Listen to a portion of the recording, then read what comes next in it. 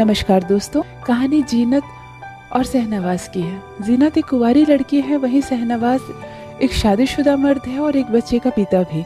लेकिन प्यार का क्या है? प्यार तो दो दिलों के बीच हो जाता है, ना जात पात, ना धर्म और ना ही मजहब, ना ही उम्र और ना ही शादीशुदा या कुंवारेपन को मानता है। प्यार तो दो दिलों के बीच पनपने वाला वो पौधा है जो कभी भी पनप सकता है। आज एक बड़ी ही रोचक प्रेम कहानी आपसे शेयर करने जा रही हूँ। शहनवाज जो लखनऊ अपनी बुआ के यहाँ बस यूं ही घूमने चला आया था, क्योंकि उसकी शादी और बच्चे के चक्कर में शहनवाज लगभग 4 सालों से कभी भी किसी रिश्तेदार के यहाँ नहीं जा सका।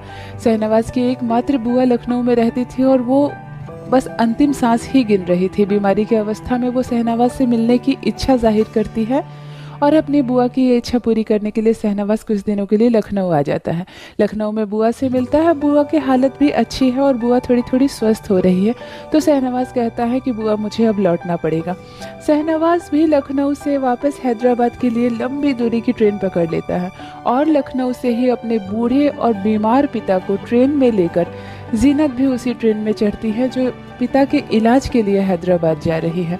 दोनों लगभग एक ही कंपार्टमेंट में है। जीनत का बर्थ जो सबसे ऊपर सीट में है। जीनत को काफ़ी तकलीफ हो रही है बार बार चढ़ने के लिए।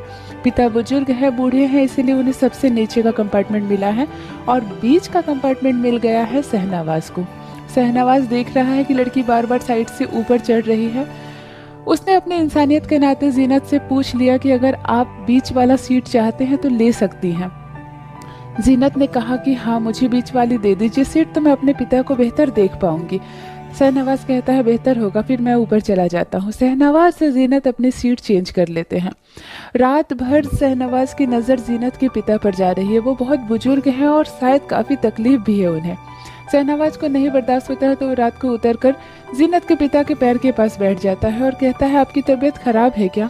उन्होंने कहा हाँ, ये मेरी बेटी है और मेरे साथ इलाज के लिए जा रही है। मैं हैदराबाद में ही डॉक्टर को दिखा रहा हूँ और 3 महीने के बाद इस बार फिर नंबर आया है। मेरे सीने में दर्द रहता है, जलन की शिकायत है और अब उम्र भी हो गई है बेटा। अब ज़्यादा जिम्मेवारियां हैं नहीं मुझ पर, बस जवान बेटी है, इसकी शादी कर दूं एक अच्छे से लड़के को देखकर। शहनवाज कहता है हाँ वो तो है बिल्कुल। बेटी की शादी करने के बाद हर पिता बेफिक्र हो जाता है। शहनवाज से बात करके जीनत के पिता को काफ़ी बेहतर फील हो रहा है और वो जहाँ सो रहे थे और अपनी तकलीफ़ों को याद कर रहे थे, अब उनकी रात तो हंसी और मजाक में बीत रही है। जीनत को काफ़ी अच्छा लग रहा है। वो सो रही है ऊपर, लेकिन शायद ठंड से सिकुड़ रही है। शहनवाज उसे देखता है तो उसे लगता है कि शायद जीनत ने कोई ओढ़ने के लिए शॉल नहीं लिया था। गर्मी का मौसम था लेकिन ट्रेन में ठंड लगेगी ये जीनत ने नहीं सोचा था। एक चादर लाई थी, पिताजी को ओढ़ा दी थी। शहनवाज जीनत की तरफ देखकर कहता है अगर बुरा ना माने तो आपको शायद चादर की ज़रूरत है, मेरे पास एक्स्ट्रा एक चादर है, मैं दूँ? जीनत शर्माती है और कहती है कि जी बिल्कुल दे दीजिए, मुझे नहीं लगा था कि ट्रेन में ठंड लगेगी, लेकिन ट्रेन में थोड़ी ठंड है। शहनवाज अपने बैग से तुरंत से एक चादर निकालता है और जीनत को दे देता है।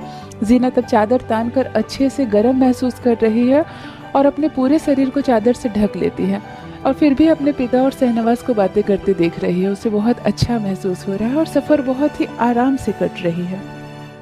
देखते देखते सफ़र कट ही जाती है और आ जाता है हैदराबाद। हैदराबाद में काफ़ी भीड़ भाड़ है और पता चलता है कि जीनत पहली बार पिता को लेकर हैदराबाद आई है।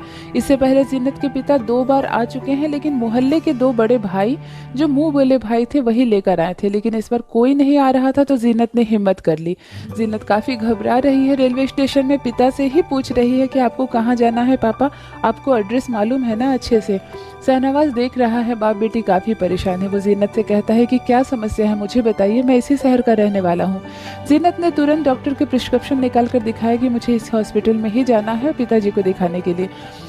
शहनवाज ने तुरंत कहा कि ये अस्पताल मैं अच्छे से जानता हूँ, चलिए मैं लेकर चलता हूँ। शहनवाज पूरे रास्ते लखनऊ से हैदराबाद तक जीनत और उसके अब्बा के साथ था और हॉस्पिटल ले जाकर शहनवाज सारी फॉर्मेलिटी पूरी कर देते हैं। पिताजी को तो भर्ती करने के लिए कह दिया है। जीनत कहती है अब्बू आपको एडमिट करना पड़ेगा। जो पैसे की ज़रूरत थी काउंटर पर जीनत जमा कर देती है और अब्बा जान को एडमिट कर देती है। 4 दिनों तक अब्बा जान का ट्रीटमेंट चलेगा और उनका वहीं पर इलाज होगा। जीनत बहुत परेशान हो जाती है। इस अस्पताल में तो किसी घर के सदस्य को रहने का भी इंतज़ाम नहीं है। बड़ा अस्पताल है, घर के परिवार को कहा गया है कि सामने बहुत सारा लॉज है, आप वहीं पर कमरा लेकर ठहरिए, मरीज के साथ आपको नहीं रहना होगा और मरीज से मिलने की भी इजाज़त नहीं है, 24 घंटे में सिर्फ एक बार ही मिलने दिया जाएगा। जीनत काफ़ी परेशान हो जाती है, भला वो अकेले होटल में कमरा लेकर कैसे रहें। शहनवाज देख रहा है ये सब और शहनवाज कहता है कि चलिए एक काम करते हैं, आप मेरे घर चलिए। जीनत कहती है नहीं, मैं किसी के घर नहीं जा सकती। शहनवाज कहते हैं बहुत पास में ही मेरा घर है, कम से कम आज तो चलिए, कल देखा जाएगा। जीनत कहती है ठीक है, फिर मेरी वजह से कोई समस्या तो नहीं होगी। शहनवाज कहते हैं कोई समस्या नहीं होगी, आप चलिए। जीनत को लेकर शहनवाज अपने घर चले जाते हैं, लेकिन जो डर जीनत के मन में था वही होता है। शहनवाज की पत्नी बहुत नाराज होती है, भला जवान खूबसूरत लड़की को अपने शौहर के साथ देखकर कौन लड़की नाराज नहीं होगी। वो इतना गुस्सा करती है कि बस एक रात ही किसी तरह जीनत शहनवाज के घर में काटती है और अगली सुबह जीनत मौके की नज़ाकत को समझते हुए तुरंत सुबह सुबह तैयार हो जाती है और घर से निकल जाती है। शहनवाज उस दिन तो जीनत के साथ अस्पताल नहीं आता है, लेकिन शाम होते होते जीनत के पास आता है और कहता है मैं बहुत शर्मिंदा हूँ, मेरी पत्नी बहुत नाराज़ हो रही थी शायद आपको मेरे साथ देखकर। जीनत कहती है मैं समझती हूँ, मैंने कहा था मैं आपके घर नहीं जाऊँगी, लेकिन शहनवाज को इस लड़की पर बहुत दया आ रही है।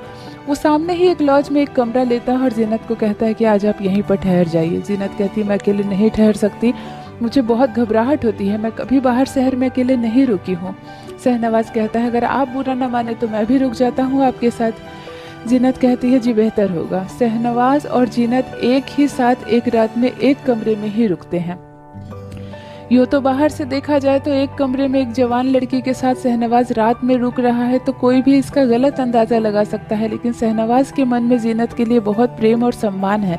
जीनत भी शहनवाज पर बहुत भरोसा करने लगी है, उसके पत्नी से भी मिलकर आई है और उसके घर को भी देख कर आई है, इसीलिए वो रात पूरी रात जीनत सोती ही नहीं है, शहनवाज से बातें करने में गुजर जाती है।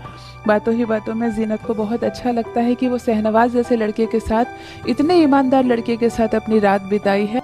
अब्बाजान को तीसरे ही दिन छुट्टी मिल जाती है, उनकी हालत बहुत बेहतर है, उन्हें दवाइयाँ लिखकर दे दी जाती है और कहा जाता है 3 महीने के बाद फिर आए। शहनवाज अपना मोबाइल नंबर जीनत को देता है और स्टेशन जाकर ट्रेन में टिकट कटाकर जीनत और अब्बूजान को फिर से बिठा देता है और वो कहते हैं कि आप प्रॉमिस कीजिए कि 3 महीने के बाद आप फिर आएंगे तो मुझसे कॉन्टैक्ट ज़रूर करेंगी, आप अकेले इस शहर में नहीं भटकेंगी। जीनत कहती है बहुत बहुत शुक्रिया, आपके जैसे आदमी हर शहर में नहीं मिलते हैं, आपने काफ़ी साथ दिया हमारा। शहनवाज कहता है शायद यही इंसानियत है और यही प्रेम है, आप आराम से निश्चिंत होकर जाइए और कोई भी समस्या हो तो मुझे ज़रूर कॉल कीजिएगा। उस दिन जीनत और शहनवाज एक दूसरे से अलग हो जाते हैं, दोनों दो रास्ते पर चल जाते हैं, लेकिन जीनत के दिल से शहनवाज कभी नहीं जाता। हमेशा हमेशा के लिए जीनत शहनवाज की इज्जत करने लगती है, मन ही मन उससे थोड़ा सा प्यार भी करने लगती है, लेकिन वो जानती है इस रिश्ते की मर्यादा कहाँ तक है। शहनवाज को उसके अब्बू भी बहुत याद करते हैं और कहते हैं बड़ा नेक लड़का था, बहुत साथ दिया उसने। यूँ मिलते हैं जीनत और शहनवाज और बस एक रात साथ रहकर बिछड़ जाते हैं और शायद फिर कभी ना मिले। इसी उम्मीद के साथ जीनत वापस अपने अब्बू को लेकर अपने घर चली जाती है। ये थी दोस्तों दो अजनबी के मिलने और आपस में एक रात बिताने की छोटी सी कहानी। आशा करती हूँ दोस्तों कहानी आपको अच्छी लगी होगी। मेरी कहानियाँ रोचक लगे तो चैनल को सब्सक्राइब जरूर कीजिए। धन्यवाद।